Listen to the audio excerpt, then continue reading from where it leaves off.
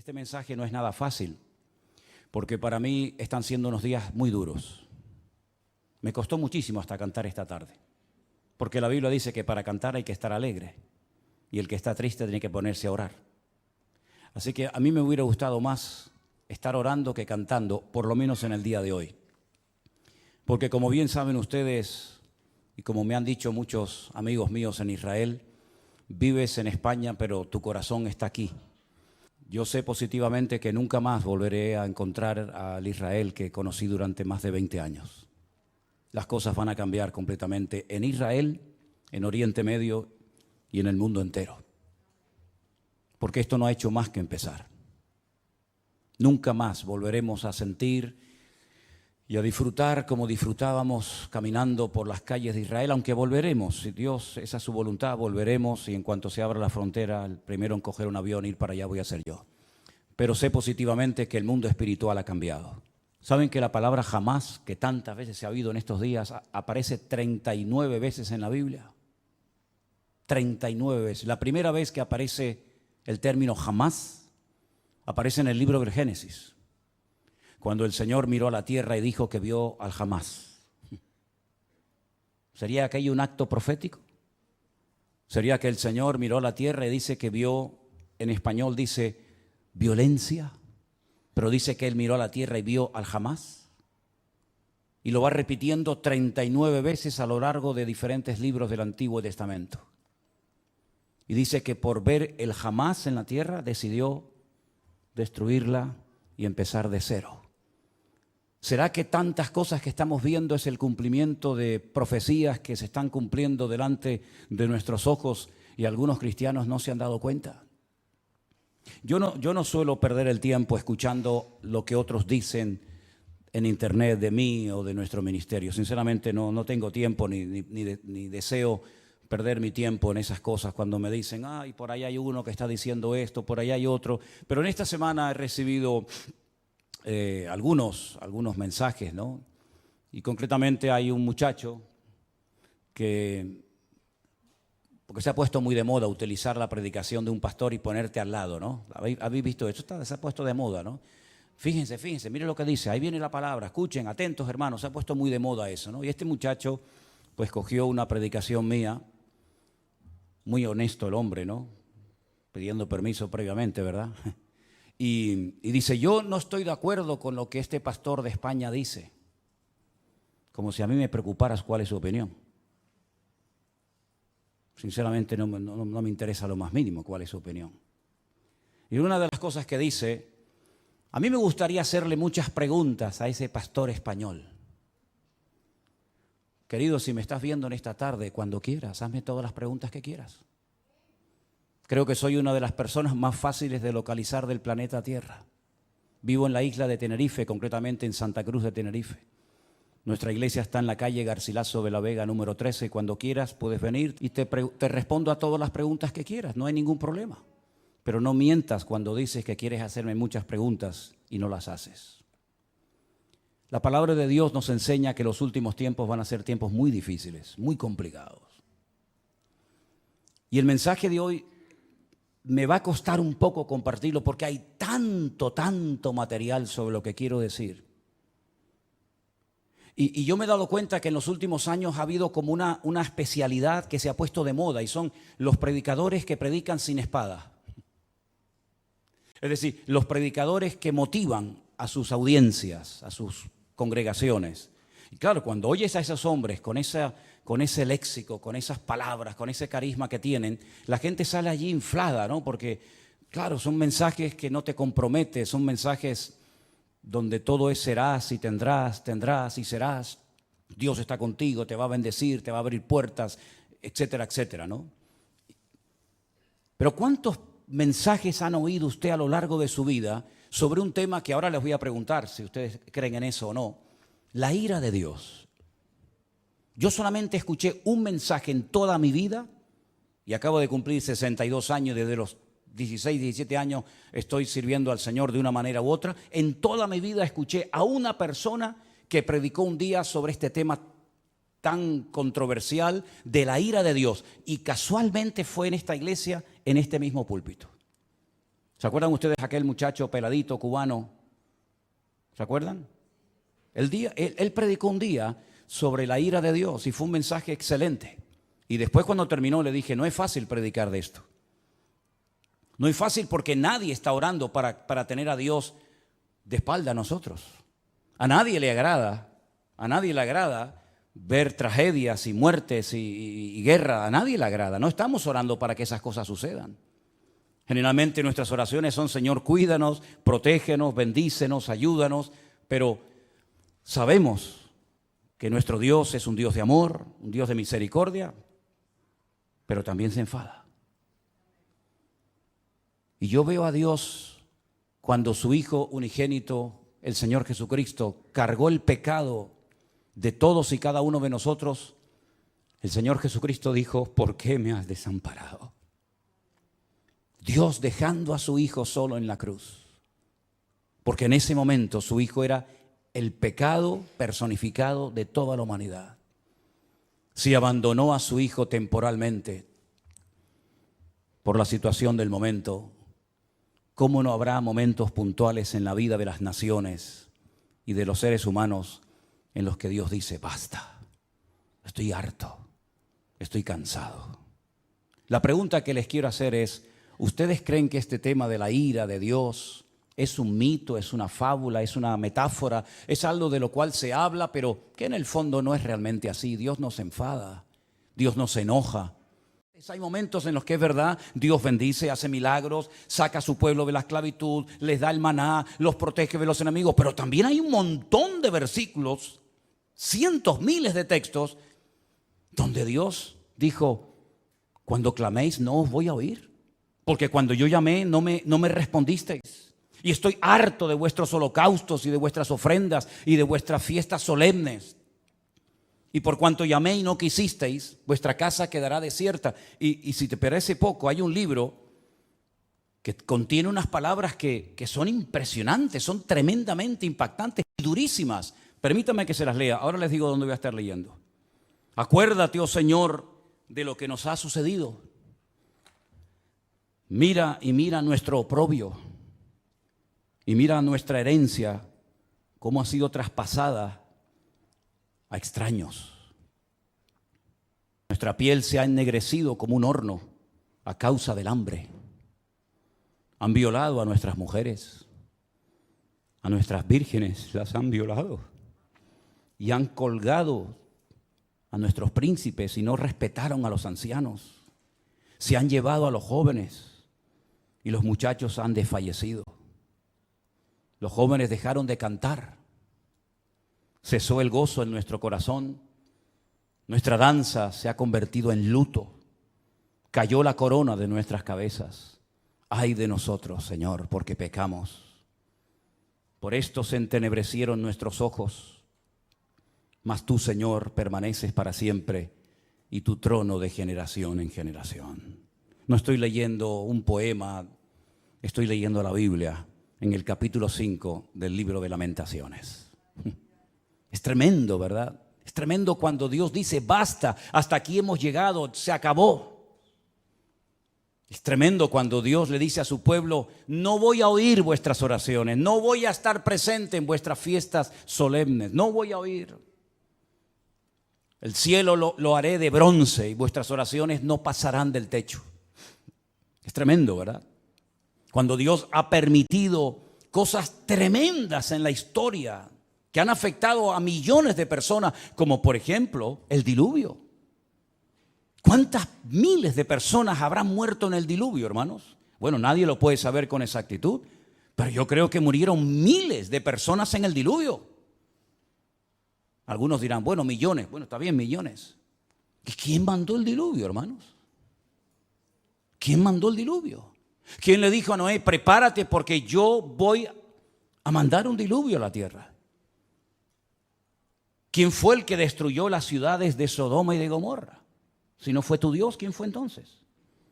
A mí me hace gracia cuando hay gente que dice, es que el Dios del Antiguo Testamento es completamente diferente al Dios del Nuevo Testamento. Y eso es muy peligroso hablar así. Porque estás hablando como que hay dos dioses, uno malo y uno bueno. Uno que está siempre enfadado y enojado, y otro como que es benevolente, como Papá Noel o como San Nicolás, como lo llaman en otros países, ¿verdad? Que nos concede todo y no importa lo que hagamos. Pero esa no es la enseñanza bíblica. La enseñanza bíblica es que hay un solo Dios.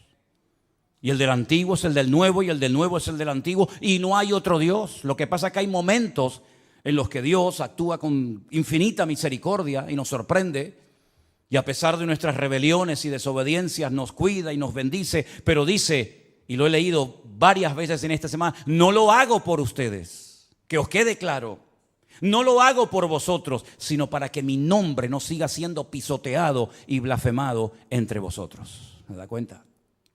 ¿Y quién permitió la destrucción del primer templo de Jerusalén? ¿No fue Dios? ¿Quién le dio autoridad a Nabucodonosor para que quemara el templo y se llevara los tesoros a Babilonia y rompiera la ciudad de Jerusalén y durante 70 años no pudieran volver a su tierra? ¿Quién fue? ¿No fue Dios? ¿Y quién fue el que permitió la destrucción del segundo templo de Jerusalén, donde se cree que murieron 1 millón de judíos en la destrucción de la ciudad de Jerusalén? Y todas las matanzas y todas las guerras y todos los ríos y ríos de sangre que se podía haber evitado a lo largo de la historia. ¿Y quién fue el que permitió la Shoah? La Segunda Guerra Mundial. ¿Quién permitió todo aquello? Claro, hay predicadores que se han especializado en mensajes que motivan a la gente, ¿no? En mensajes de aliento, de ánimo. Hay tantos profetas y tantos pseudoapóstoles que cuando uno habla de la ira de Dios, del enojo, del enfado de Dios, como que se les mueve el piso porque dicen, no, yo no estoy de acuerdo con eso. Vuelvo a repetirles, yo no estoy en este lugar para que ustedes me aplaudan o me sigan o me admiren. Yo no estoy en este lugar para tener cada vez más audiencia y que la gente diga en los comentarios, estoy de acuerdo con usted, pastor, estoy de acuerdo. Y aunque estuvierais en contra, me da exactamente igual, porque voy a seguir predicando lo que Dios dice en su palabra, independientemente de la reacción de la gente. En esta semana me han llamado miembro de Hamas, me han llamado nazi. En esta semana me han llamado de todo, porque no están de acuerdo con el mensaje, sobre todo que di el domingo pasado y con la reflexión que di esta semana sobre estos acontecimientos. Pero yo quiero que una vez más vayamos a la palabra de Dios para que veamos que a veces la historia se vuelve a repetir. Claro, son otras personas, son otros nombres, otros momentos de la historia, pero se vuelven a repetir los mismos errores, pecados y defectos que otros cometieron. Vamos a comenzar a leer en Segunda de Crónicas, el capítulo 14. Y vamos a ver cómo Dios aguanta y soporta y tiene infinita misericordia, pero hay momentos en los que Dios tiene que hablar y actuar e intervenir en la historia. En el capítulo 14 de Segunda de Crónicas se relata la historia de un rey del sur de Judá llamado Asa. Era el hijo de un rey llamado Abías. Este rey, dice en Segunda de Crónicas capítulo 14, versículo 1, después Abías durmió con sus padres y fue sepultado en la ciudad de David. Y reinó en su lugar su hijo Asa, en cuyos días tuvo sosiego el país por 10 años. Si parece ser que durante 10 años estuvieron tranquilos, no pasó nada. Hizo Asa lo bueno y lo recto ante los ojos del Señor su Dios, porque quitó los altares de culto extraño y los lugares altos, quebró las imágenes y destruyó los símbolos de Acera, y mandó a Judá que buscase al Señor, el Dios de sus padres, y pusiese por obra la ley y sus mandamientos. Quitó asimismo de todas las ciudades de Judá los lugares altos y las imágenes, y estuvo el reino en paz bajo su reinado. Edificó ciudades fortificadas en Judá, por cuanto había paz en la tierra y no había guerra contra él en aquellos tiempos, porque el Señor le había dado paz. Dijo por tanto a Judá, edifiquemos estas ciudades y cerquémoslas de muros con torres, puertas y barras, ya que la tierra es nuestra, porque hemos buscado al Señor nuestro Dios, le hemos buscado y Él nos ha dado paz por todas partes. Edificaron pues y fueron prosperados. Si se terminara la historia de Asa con este versículo, podríamos decir que Asa fue un buen rey.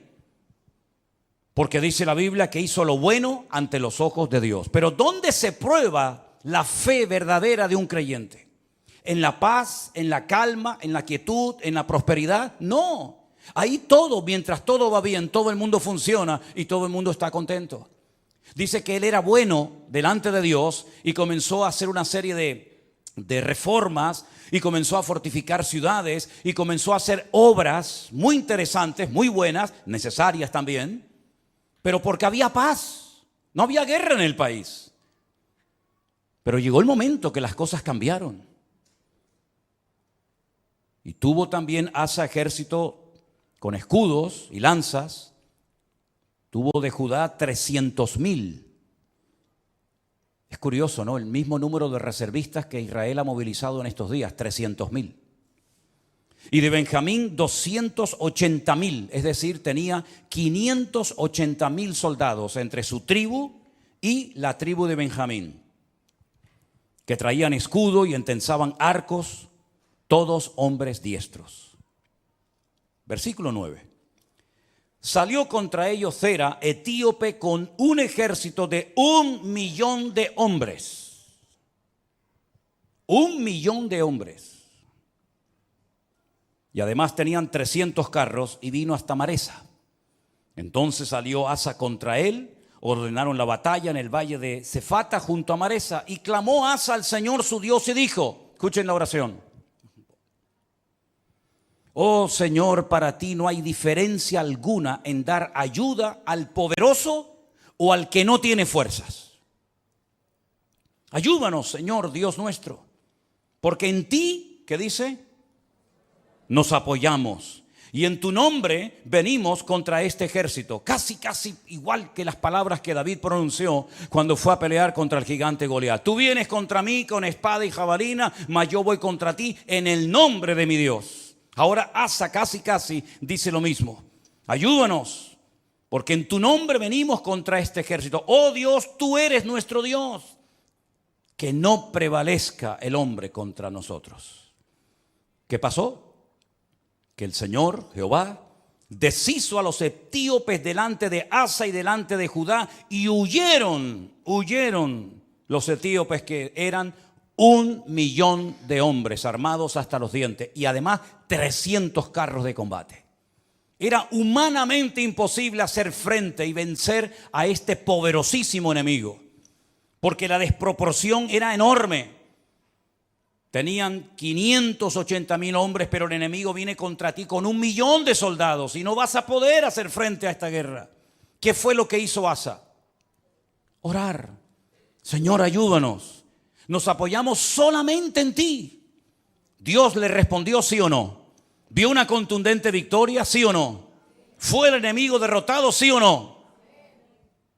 Bueno, con esta victoria ya Asa tenía que tener más que interiorizada y aprendida la lección de que si oramos y nos apoyamos solamente en Dios, Dios siempre nos va a ayudar. No importa el momento, no importa la dificultad, no importan nuestras limitaciones. Nosotros nos apoyamos en nuestro Dios, que no conoce ningún tipo de limitación, y siempre el Señor saldrá victorioso. ¿Cuántos dicen amén?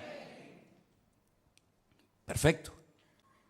Al poco tiempo, capítulo 15, vino un tal Azarías, hijo de Obed, un profeta digamos ambulante, no muy conocido, pero dijo cosas muy interesantes. Salió al encuentro de Asa y le dijo: oídme, Asa y todo Judá y Benjamín. El Señor estará con vosotros si vosotros estuviereis con él. Y si le buscareis, será hallado de vosotros, mas si le dejareis, él también os dejará. Esto funciona así.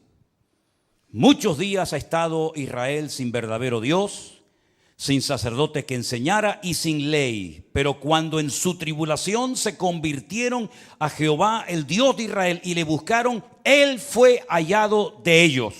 ¿Cuántos dicen amén? Es decir, la palabra que el Señor le está dando a través de este profeta al rey Asa es tremenda.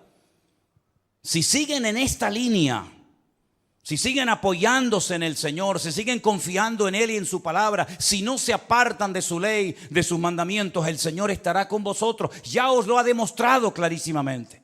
No importa si viene 1,000,000 o 5 o 20, da igual.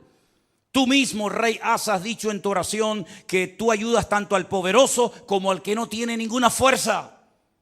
Porque el ejército o la victoria no depende de nosotros, sino depende del Señor, porque no es con espada, no es con ejército, es con mi Santo Espíritu, dijo el Señor. Y él lo vio, el Señor se lo demostró. Este hombre se animó tanto con aquella palabra, con aquella contundente victoria, que siguió haciendo cambios y siguió haciendo reformas tremendas en todo el país. La Biblia dice que llevó al pueblo a un momento, a una reunión muy solemne, versículo 11 o 10 si quieren.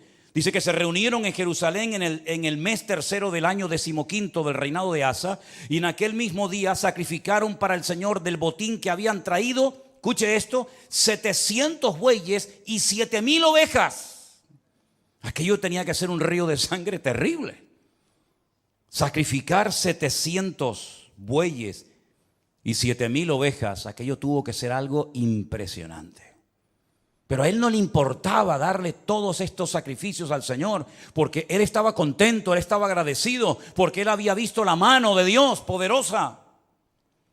Y además dice que prometieron, versículo 12, solemnemente que buscarían a Jehová, el Dios de sus padres, de todo su corazón y con toda su alma. Lo juraron delante de Dios.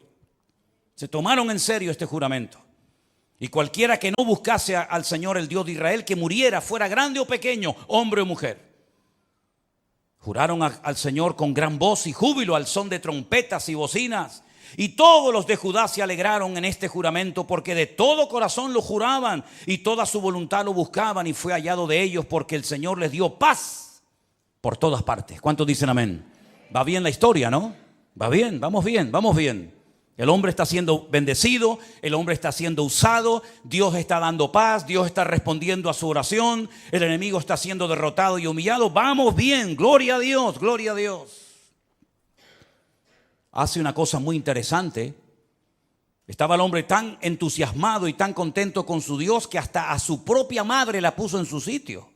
Miren lo que le dice a su madre, o lo que hace con su madre en el verso 16. Aún a Maaca, la madre del rey Asa, cuidado, no era una cualquiera, era su propia madre, la depuso de su dignidad,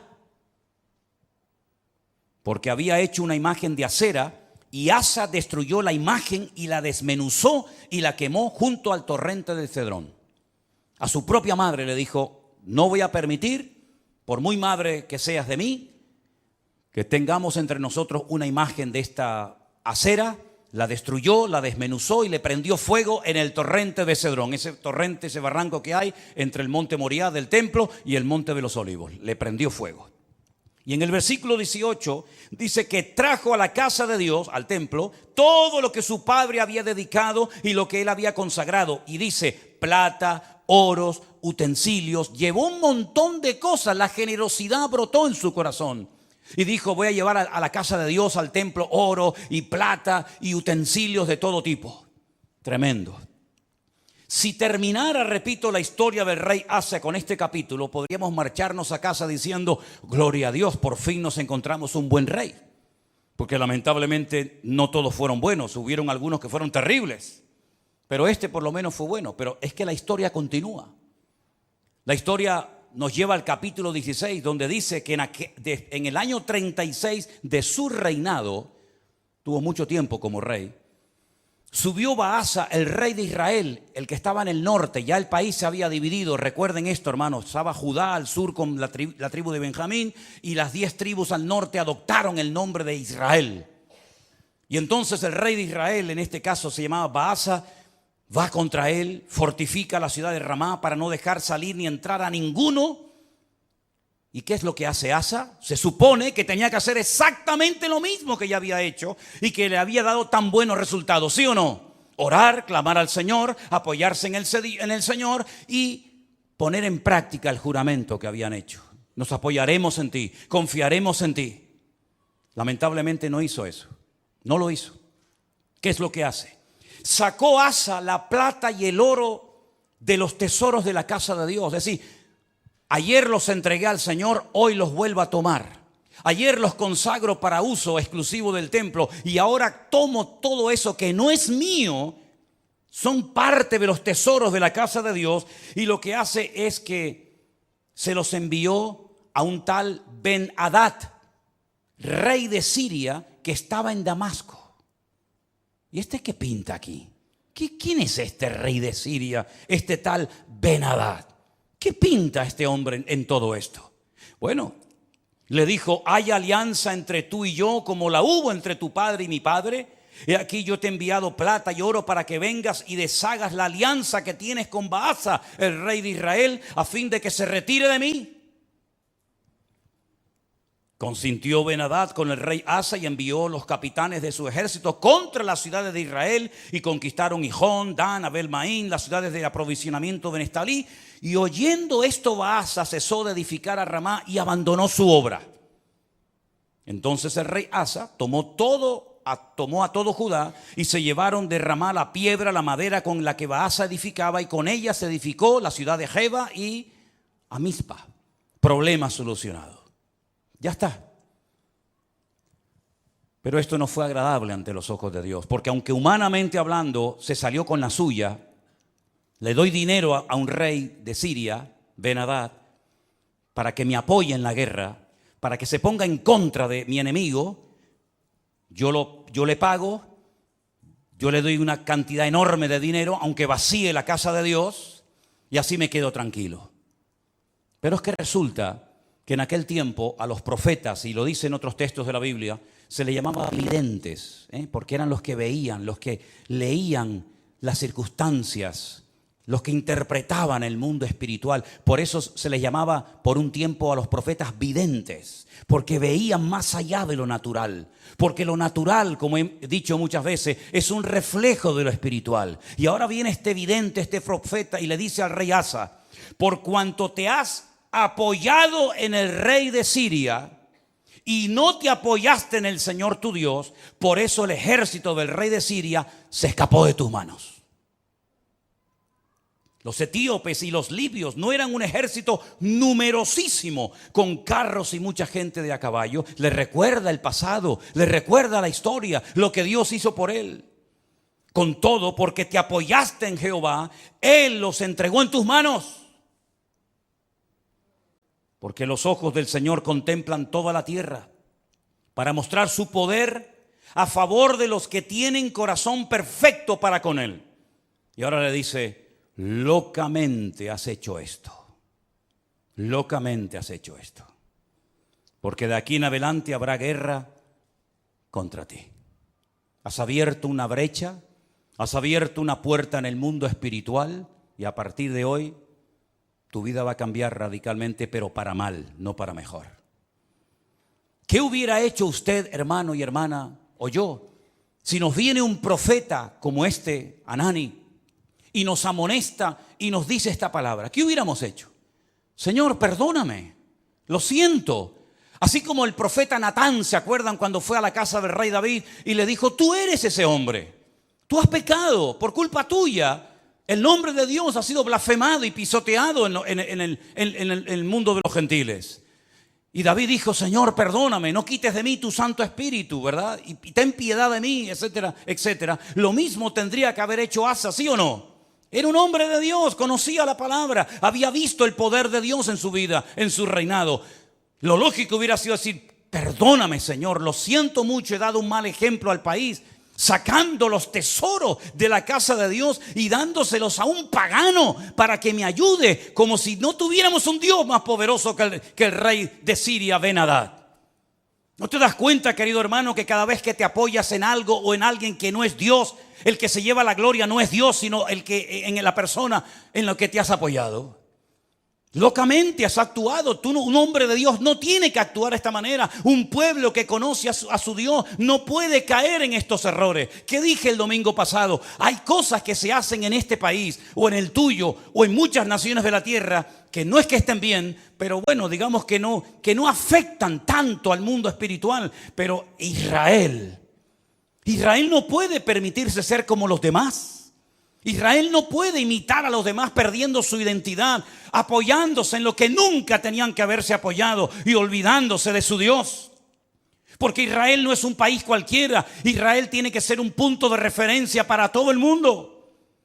Tiene que ser una luz entre las naciones, que ese fue el propósito por el cual, o uno de los propósitos por el cual Dios los llamó. Así que has actuado locamente porque tú tenías que haberte apoyado en el Dios Todopoderoso que te ha demostrado que es un Dios poderoso y que no importa si vienen 1 millón o 20 contra ti, el Señor te va a librar. Y como hemos cantado esta tarde, y espero que no solamente haya sido una canción, sino algo que tenemos claro en nuestra vida: por un camino vendrán y por 7 huirán. Y él sabía ese versículo que hemos cantado en esta tarde. Pero ¿qué pasó? Versículo 10. Se enojó Asa contra el vidente. Se enfadó contra el profeta. Lo mete en la cárcel porque se encolerizó grandemente a causa de esto. No le hizo gracia la palabra del profeta Hanani. No le gustó.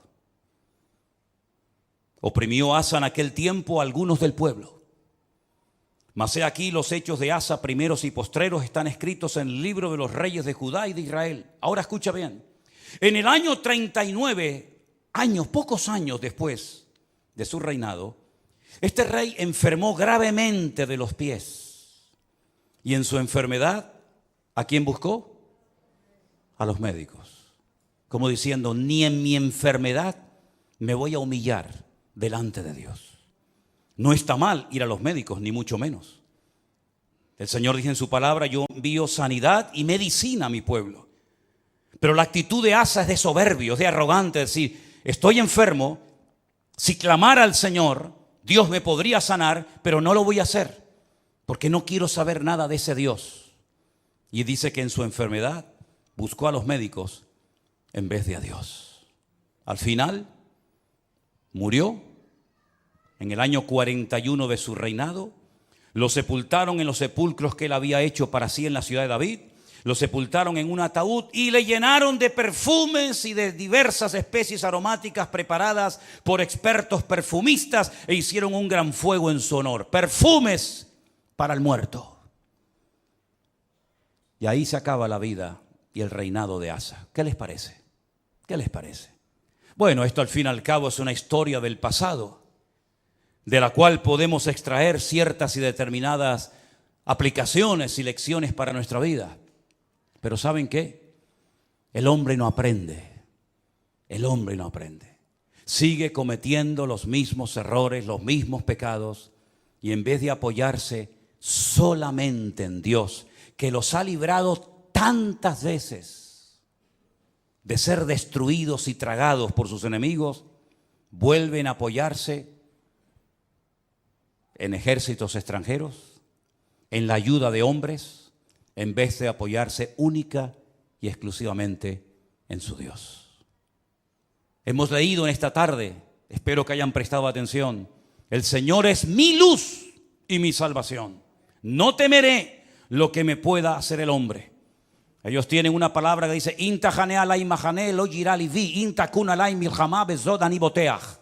aunque un ejército acampe contra mí, no temerá mi corazón. Aunque contra mí se levante en guerra, yo viviré confiado. Eso es lo que dice la palabra. Pero eso no puede ser solamente un texto bíblico. Eso tiene que ser una realidad cada día de nuestra vida. Dejemos por un momento a Israel a un lado. Tú, cuando tienes problemas económicos, y cuando tienes problemas matrimoniales, o cuando tienes problemas de cualquier otra índole, ¿en quién te apoyas? ¿En quién pones tu confianza? A ver si nos va a pasar lo mismo que a Asa. El Señor libró a su pueblo de la esclavitud. Podían haber muerto todos en Egipto. De hecho, estaban lanzando a los niños al río Nilo para que murieran. Podían haber muerto en el cautiverio en Babilonia. De hecho, dice que algunos de ellos los lanzaban a hornos de fuego y a otros los lanzaban a fosos llenos de leones. Podían haber muerto en la Edad Media, cuando la corona española junto con la Inquisición comenzó a matar gente por todas partes de España, incluido también a ellos. Podían haber desaparecido en la Segunda Guerra Mundial. Podían haber perecido en cualquier otro momento de la historia, pero Dios siempre, siempre ha tenido misericordia de ese pueblo. Cuando estaban con la soga hasta el cuello, en su angustia invocaban a Dios y Dios les respondía. Y han demostrado a lo largo de la historia que no importa si son poquitos o muchos, la mano del Señor siempre ha estado con ellos. En 1967, 5 naciones tremendamente poderosas con un odio tremendo contra ellos. Porque no solamente sus enemigos se conforman con echarlos al mar, como decían los jordanos en su momento, con echarlos al agua, sino con arrasarlos, que no haya ni un solo judío en toda la faz de la tierra, nunca más.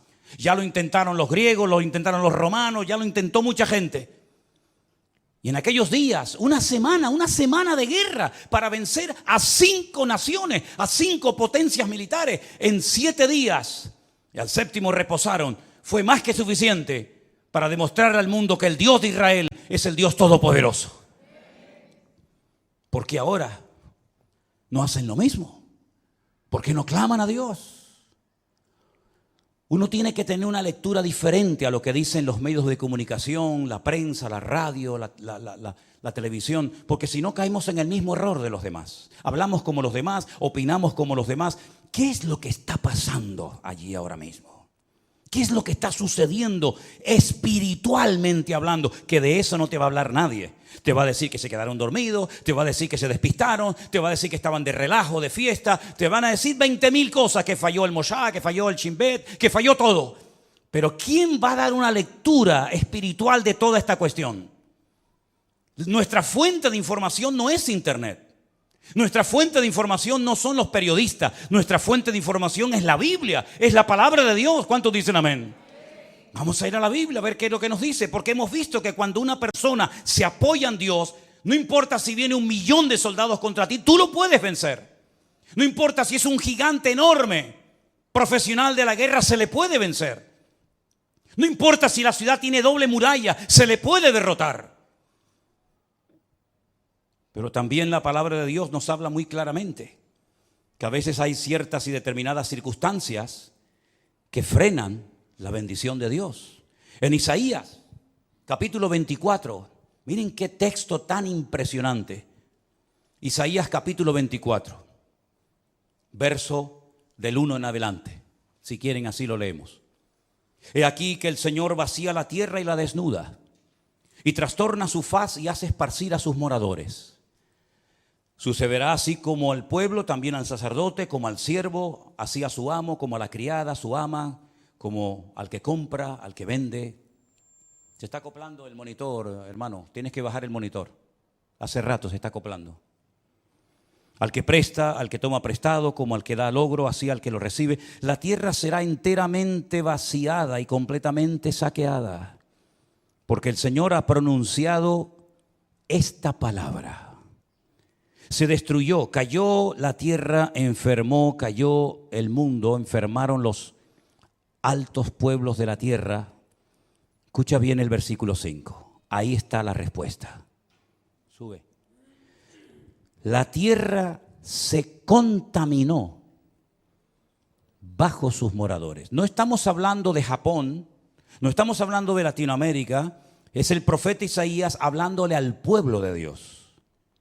Hablando de su pueblo, de su tierra, y les dice, la tierra se ha contaminado debajo de vuestros pies. ¿En qué se basa el profeta para hacer semejante declaración?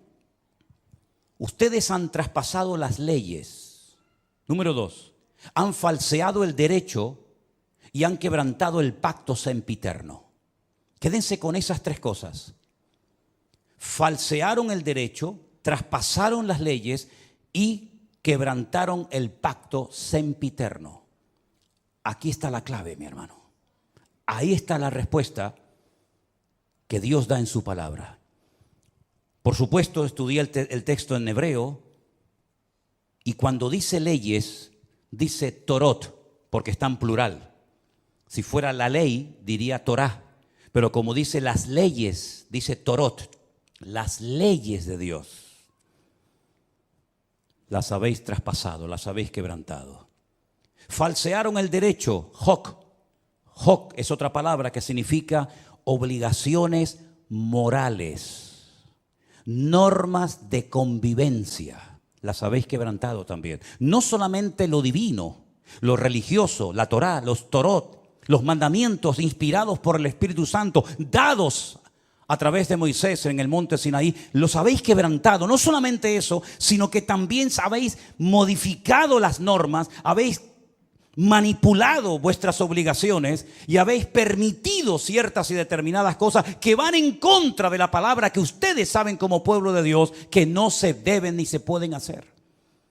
Y además de todo eso, lo que ha sucedido es que el pacto sempiterno, fíjate qué palabra tan interesante. Una cosa es eterno, otra cosa es sempiterno. Parece lo mismo, pero no es igual. Nuestro Dios no es sempiterno, nuestro Dios es eterno, porque no tiene principio ni tiene fin. Pero el pacto que Dios hizo con el pueblo de Israel tiene principio y no tiene fin. Por eso se llama un pacto sempieterno. No es un sinónimo, sino es una connotación diferente. Dice el Brit Olam. El Brit Olam en hebreo se ha traducido muy bien en esta ocasión por un pacto que tuvo un principio. ¿Dónde tuvo el pacto ese principio? Vamos a verlo ahora. Para posicionarnos y ver a qué se refiere la palabra de Dios cuando dice que llegaría un momento en la historia en el que el pueblo de Israel quebrantaría los Torot, la ley de Dios, los Hok, las normas de convivencia, las obligaciones de un país y además el pacto sempiterno. Ese pacto del cual está haciendo referencia a Isaías se menciona en el primer libro de la Biblia, el libro del Génesis. Cuando el Señor le dice a Abraham, tenemos que remontarnos a los tiempos de Abraham, espero que no se estén perdiendo, porque para mí es tremendamente interesante que ustedes entiendan esta porción y este mensaje hoy. El Señor le dice a Abraham, yo estableceré mi pacto entre mí y ti y entre tu descendencia por tus generaciones. Es decir, el pacto no termina con tu muerte. El pacto no termina cuando tu hijo se muera, Isaac, o cuando tu nieto Jacob muera, sino que será un pacto con toda tu descendencia por todas las generaciones y yo seré tu Dios y el de tu descendencia para siempre. Este es mi pacto. Este es mi pacto, versículo 10. Este no es el pacto que Jesús hizo en el huerto, en Jerusalén cuando dijo, tomad y comed, esto es mi cuerpo. No, ese no es. Este es otro pacto. Este es un pacto que está haciendo con Abraham, el padre de la nación hebrea. El pacto que Dios hizo con este varón le dice, guardaréis entre mí y vosotros y tu descendencia después de ti. Será circuncidado todo varón entre vosotros. Es decir, siempre hay una señal de un pacto. ¿Cómo puedo yo demostrar que Dios ha hecho un pacto conmigo? ¿Cómo lo puedo demostrar? Bueno, Dios me dijo ya, Dios te dijo, pero las palabras se las lleva el viento, como dice el refrán. ¿Cómo podía Noé demostrar que Dios había hecho un pacto con él? Cuando veáis el arco en las nubes, esa es la señal del pacto que yo he hecho con ti. Perfecto. ¿Y cómo podía Abraham demostrar, o la descendencia de Abraham, que Dios había hecho un pacto con ellos, que los había escogido de entre todas las naciones? Esta será la señal del pacto. Circuncidaréis la carne de vuestro prepucio y os será por señal entre mí y vosotros. A la edad de 8 días, luego no es un pacto con la nación islámica, con los árabes, porque los árabes se circuncidan a los 13 años. Y los judíos circuncidan a sus hijos a los 8 días. ¿Te das cuenta? El pacto va a ser una señal que vas a llevar toda tu vida en tu carne, en tu cuerpo. Y se la tienes que hacer al bebé a los 8 días. Por vuestras generaciones. El nacido en casa, el comprado por dinero, también los extranjeros que no fueren de tu linaje. Debe ser circuncidado el nacido en tu casa, el comprado por dinero. Estará mi pacto en vuestra carne por pacto perpetuo. El varón incircunciso, el que no hubiere circuncidado la carne de su prepucio, aquella persona será cortada de su pueblo, ha violado mi pacto. Da igual si son religiosos o no, si son creyentes o no, si son practicantes o no. No hay ni un solo varón de Israel que no sea circuncidado, ni uno. No van a la sinagoga, no leen la Torá, no practican los mitzvot, no se ponen los tefilín, no hacen ningún tipo de manifestación religiosa, pero a nadie se le ocurriría tener un hijo y no circuncidarlo. Eso no se negocia. Aunque te hayas casado con una chica no judía, jamás por amor a tu mujer no judía vas a decir, bueno, al niño no lo circuncidamos. No, lo han hecho en todas partes, en Egipto. En la Segunda Guerra Mundial lo hacían, a escondidas lo hacían, por la prohibición que los reyes católicos pusieron de que no se podía seguir circuncidando. Es la señal del pacto. Todos los hombres en Israel están circuncidados. Llevan en su carne la señal de que están bajo un pacto. Lo entiendan o no, ustedes se han metido debajo de un pacto. ¿Cómo se llama Israel? ¿Cómo se llama ese país? Israel, no. Estado judío de Israel. Es decir, estáis bajo un pacto que Dios ha hecho con vosotros. Y lo creáis o no, lo entendáis o no, ustedes llevan en su cuerpo una marca como señal de que estáis bajo ese pacto. Isaías dice en el capítulo 24 que hemos leído en esta tarde, vosotros habéis quebrantado el pacto. Vosotros habéis traspasado las leyes y habéis falseado el derecho. La ley de Dios no se modifica, no se le quita ni se le añade nada. Ya están los 613 mandamientos en lo que se conoce como la ley, la Torá, el Pentateuco, el Humash, ponle el nombre que usted quiera. 613 mandamientos, no se le quita ni se le pone nada. Si quieres saber cuáles son esos mandamientos, tienes ahí Génesis, Éxodo, Levítico, Número y Deuteronomio. Ahí están todos. Eso ya no se puede tocar. Pero las normas, las reglas, tienen que ir en consonancia con la ley de Dios, ¿sí o no? ¿Quién se tiene que adaptar? ¿El hombre a Dios o Dios al hombre? El hombre a Dios, ¿no? Luego, cuando en la Knesset, ¿qué es la Knesset? La Knesset es el parlamento israelí, donde están todos los partidos políticos, los de derecha, los de izquierda, los árabes, todos están allí. En la Knesset se aprueban leyes y esas leyes tienen que ir en consonancia con la palabra de Dios, porque ustedes están bajo un pacto y lo saben porque llevan la señal de ese pacto en vuestra propia carne. ¿Me siguen o no? Ok. Vamos a conocer al presidente del parlamento israelí. Se los presento a todos ustedes. Ahí lo tienen. El presidente de la Knesset de Israel se llama Amir Ohana. Presidente de la Knesset. Presidente del parlamento israelí. Judío, circuncidado. Faltaría más. Veamos lo que nos dice la Wikipedia en su vida personal. El señor Amir Ohana y su pareja Alon Haddad formaron una familia homoparental con un hijo y una hija que concibieron a través de la subrogación gestacional de una mujer de Oregón, Estados Unidos.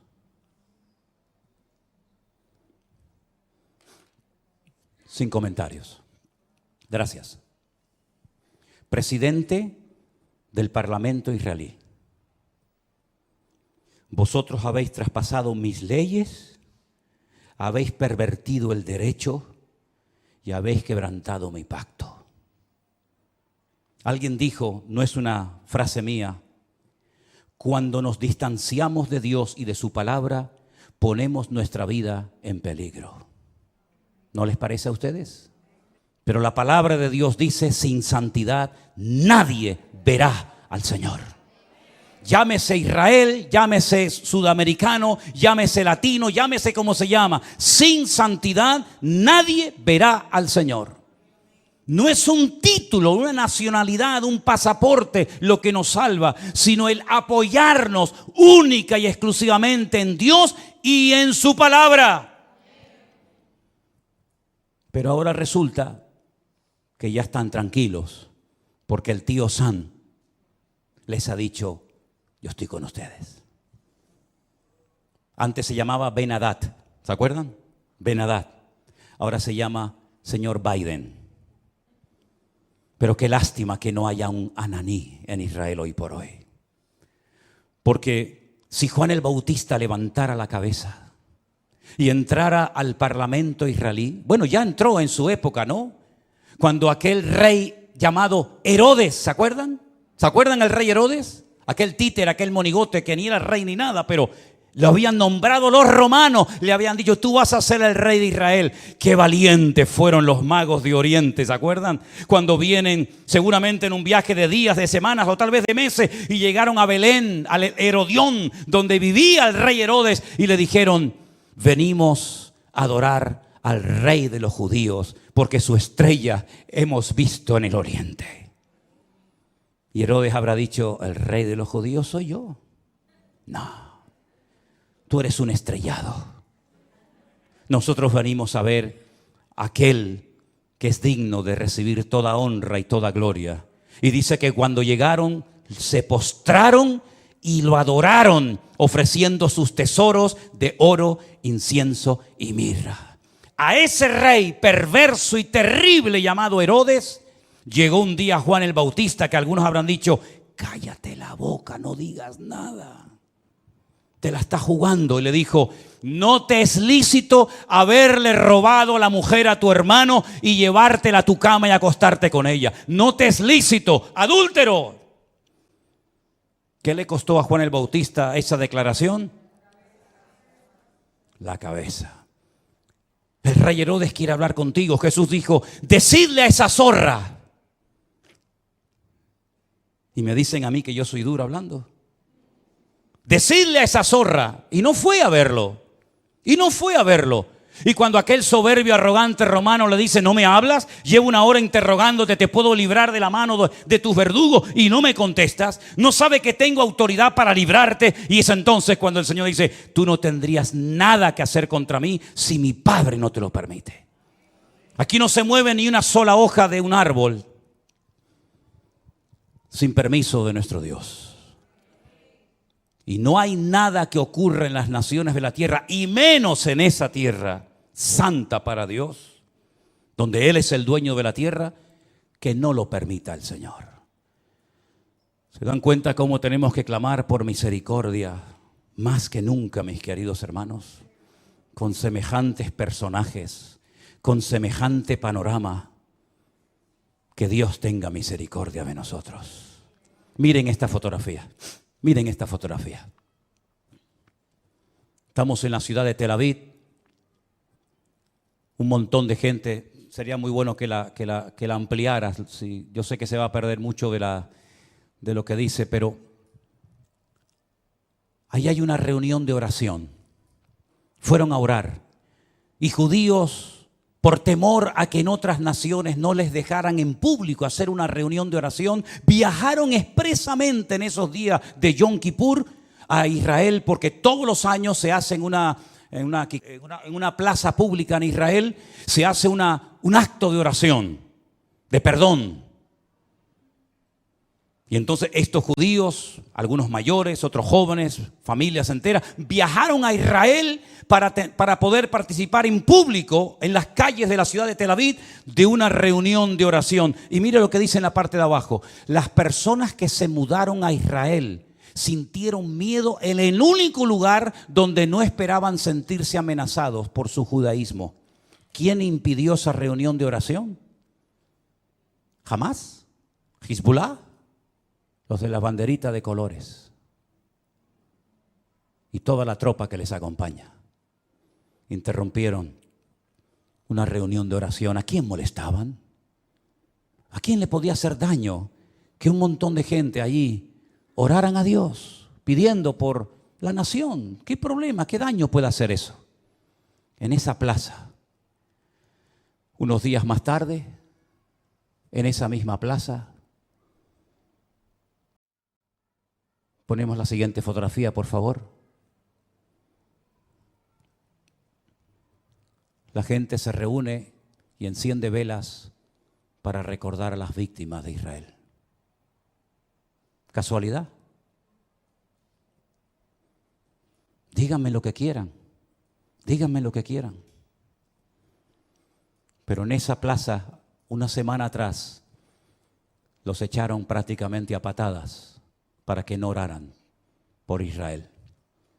Y una semana más tarde, en esa misma plaza, tuvieron que ir a poner velas a recordar lamentablemente, en ese acto de salvajismo terrible que hemos visto, a las víctimas que murieron. ¿Qué les parece, hermanos? ¿Qué les parece? Empecé este mensaje haciéndoles una pregunta. ¿Ustedes creen en la ira de Dios? ¿Ustedes creen que Dios se enfada, que podemos hacer lo que nos da la gana y no pasa nada? Sigan jugando con Dios, sigan. Tarde o temprano te darás cuenta que con Dios no se puede jugar. Es mejor decir no soy nada a decir soy judío, soy cristiano, soy evangélico, soy creyente y vivir peor que la gente del mundo. Yo decía hasta hace unos días, ya no lo voy a volver a decir más porque sería un insulto, ¿no? Yo decía que esta gente que entró hizo esas cosas terribles que no tienen ni nombre, y lógicamente no vamos a poner ninguna escena de esas, se portaron como animales, y me equivoqué. Los animales no se comportan así. Alguien dijo recientemente, si los seres humanos todos tuviéramos corazón de perro, no habría guerras en el mundo.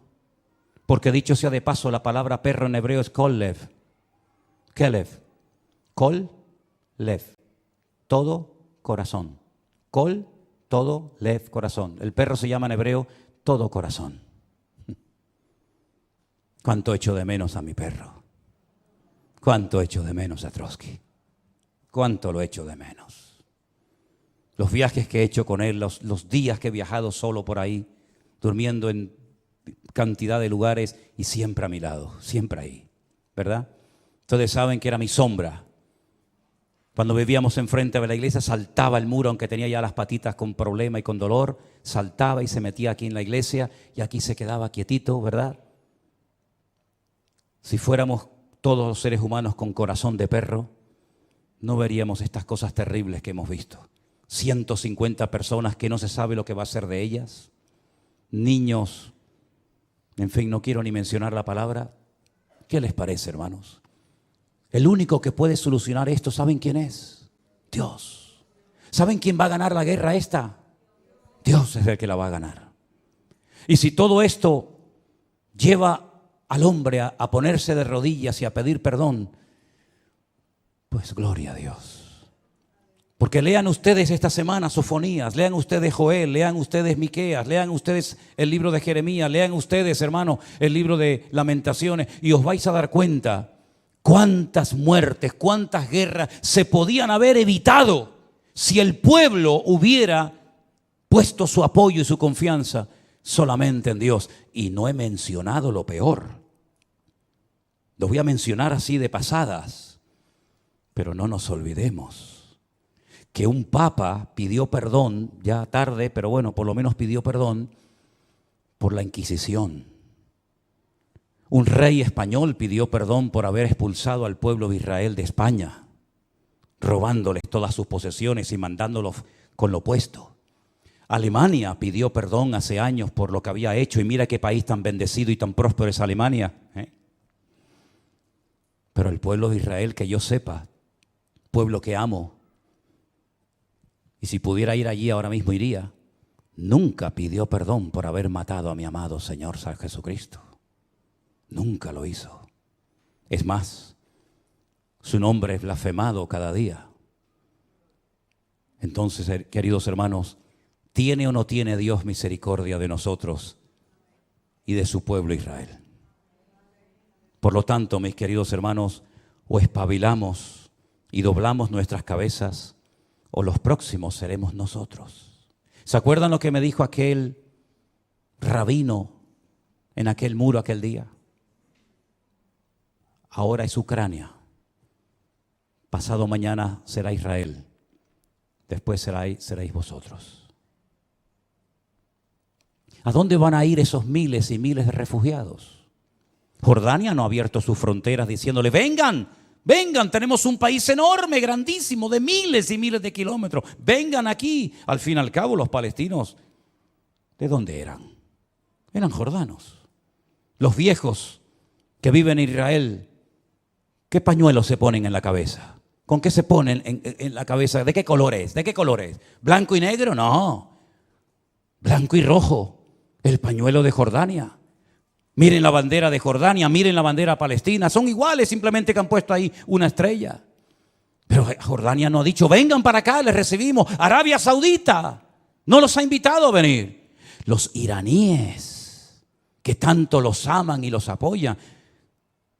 Qatar, país rico, no ha invitado a ninguno de ellos.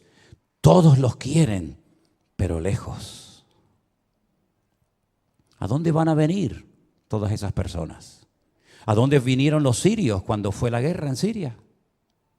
¿A dónde fueron los libios? ¿A dónde van a ir? A Europa. Aquí tienen pagas, aquí tienen comida, aquí tienen todo lo que sus hermanos árabes jamás les van a dar. Así es que he dicho muchas veces, lo mejor está por venir. Pero bíblicamente, para ciertos sectores de la tierra, lo peor está por venir. Porque si les interesa el tema, lean esta semana detenidamente capítulo 38 y 39 de Ezequiel. Ahí te dice quién va a atacar y cuándo lo va a hacer. Y no son estos, Hay un dato tremendamente significativo. Esta guerra va a terminar, por supuesto que sí. Y todo volverá supuestamente a la normalidad. Volverán a estar tranquilos porque ya se han quitado un enemigo de encima. Lean Ezequiel 38 y 39 y te dice cuándo va a atacar el de arriba. El de arriba. ¿Quién es el de arriba? El del norte.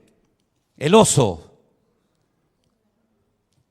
Te dice cuándo van a hacerlo y cómo va a morir y el tiempo que tardarán enterrando muertos. Es impresionante. Es que la Biblia es el periódico de mañana. Por eso hay que leerla y escudriñar las Escrituras. Así que Dios tenga misericordia de nuestras vidas. Amén, hermanos. La pregunta es, y termino, ¿cómo es posible que este pueblo tan inteligente, de tantos premios Nobel, no se dé cuenta de todo lo que está sucediendo? Bueno, la palabra de Dios nos enseña que están ciegos. Están ciegos. Lamentablemente la ceguera de Israel es tan tremenda, que por inspiración del Espíritu Santo, un profeta dijo de ellos lo siguiente, y con esto termino. Isaías capítulo 29. Deténganse y queden maravillados. Cegaos, embriagaos, pero no de vino, y tambalead, pero no de sidra, porque el Señor derramó sobre vosotros. ¿A quién le está hablando Isaías? A Israel, no a nosotros. En ese momento Isaías le estaba predicando al pueblo de Israel y le dice, el Señor derramó sobre vosotros espíritu de sueño.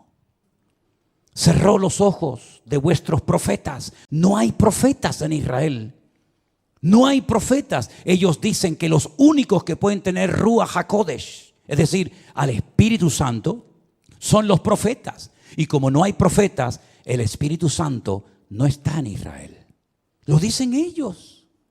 Dice, cerró los ojos de vuestros profetas y puso velos sobre las cabezas de vuestros videntes. No dice Pablo que tienen un velo, que cuando leen no entienden porque tienen un velo y hasta que no se conviertan a Cristo, el velo no les será quitado. ¿No dice eso la Biblia?